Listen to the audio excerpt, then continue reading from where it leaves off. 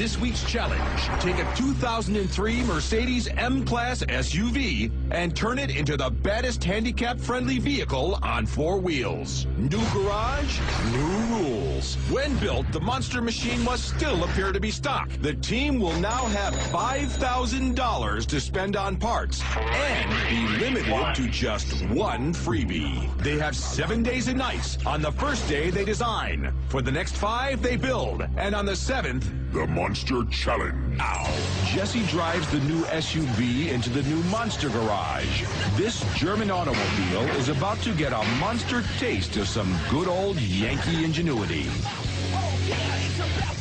The design team makes the first challenge of the day and makes their way up to meet head honcho Jesse James. He's a man on a mission. What's up, guys? Hey. How you going? I want to make a cool car for someone in a wheelchair that anybody would want to own. In his mind, a bad brake shouldn't keep anyone from having a bad set of wheels. A real major problem with having to duck down a little bit. Well, first of all, if we're going to build it for a person that's in that type of wheelchair, in a power chair, that tells us right away that that person has a really severe disability. You know, they're really limited. Yeah. To ask them to do anything like that is kind of tough. In 1984, a car accident left Ray paralyzed from the waist down, but he didn't let it keep him down. I've always looked at my injury as a magnifying glass. If you were a butthead before you got hurt, you're just going to be that much larger of a butthead, you know? So between my mom and dad and my brothers, there was no way I was going to get away with, you know, pitying myself or feeling bad or anything. Ray recently became the first physically challenged driver to compete in a NASCAR touring series. When I hop out of my wheelchair into my race car, I'm not disabled anymore. I just would do it till the last breath. I just love it so much. The design calls for the wheelchair to second as the driver's seat. Here's how they plan on turning an M-Class into a high-class wheelchair wagon. The seats will come out. A ramp will unfold out the rear. A section of the floor will be lowered to carve out a path to the front. The wheelchair will lock in, and hand controls will get it up to speed.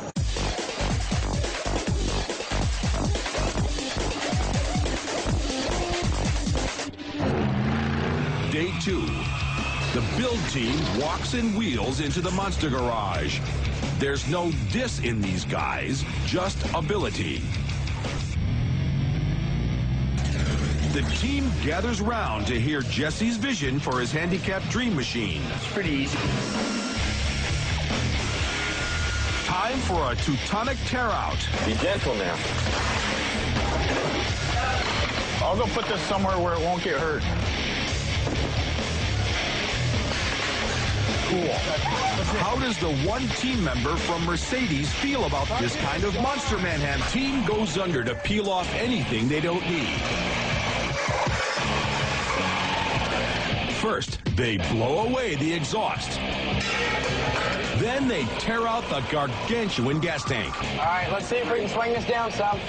They've hit a roadblock on their wheelchair express lane. Normally a quick and easy part of any tear-out, the ML's bomb-proof gas tank cuts out a big chunk of the team's precious time. That's ridiculous. I'm actually impressed with how much room's in here. I'm surprised. I didn't think we were going to gain this much, but it's looking good. Jesse's back and likes what he sees. Look at all that room. I told you. In Jesse's wheelchair campaign, the battle over headroom will be critical. Only 3.5 inches. Sit up straight. You're like 50. Yep. 50. 50 inches. Yeah. 50. You guys can't have any, we need 40 inches. no custom hair, just, you know, flat tops only. When it comes to putting wheelchairs in the driver's seat, Jesse's the one who's handicapped. Ed Sandoz helps him out. Where would you drive from? I mean, I drive like this. Right. Depends on how far away you want to be, I guess. For me, I drive a lot closer. Ed's being paralyzed from the chest down hasn't slowed Ed down. Ray and Scott have mocked up a ramp to see what pitch will give them the right grade. This is the height of the rear bumper, whereas the hinge point of where the ramp will come out the back.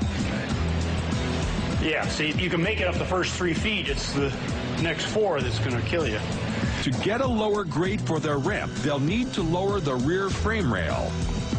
Frame's going to come down across Up here. like that. Back up.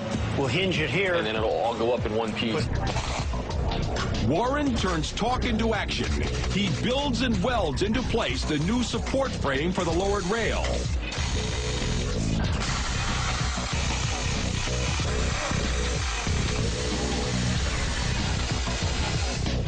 Then cuts out the middle of the too-high rear support frame.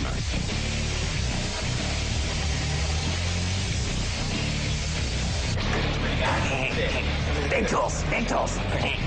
Warren Chalker is all fired up. No matter what you look at on this entire planet, fire can either create it or destroy it. This maniacal fire philosopher works at Prime Engineering. He makes equipment that help the disabled to walk, run, or race. To me, this isn't a job, it's almost like a mission. That makes it cool to me.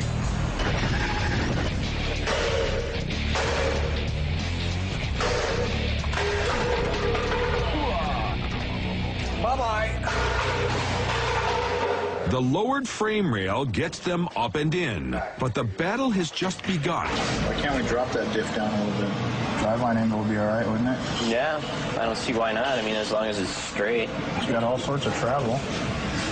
There's bushings on the front here. Slice it right here. Yeah. Put 1/4-inch plates and let it slide, you know, just box it right back in. I mean, we're only going to get an inch, but that would be good. Their plan to cut out a path for a drop-floor wheelchair passageway is loaded with danger. They're talking about slicing through the structural and mechanical heart of the car.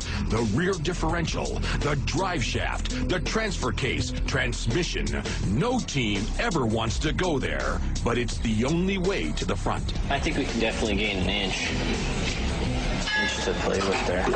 Their luxury car has turned into a luxury minefield.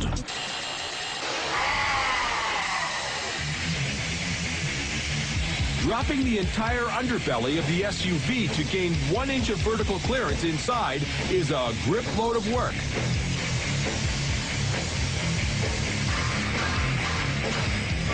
Bingo, baby! At the end of day 2, this team of foot soldiers and wheelmen made slow but steady progress. The Mercedes gave up ground reluctantly. They'll be back in the trenches in the morning. Day 3. The team hits the ground strolling and rolling. The team picks up where they left off the night before and start by lifting the car and lowering the differential to its final resting place. I would put one corner at 1 1/4 inch, tack it, and get the other. With the car raised and the differential still on jack stands, Warren welds it into place.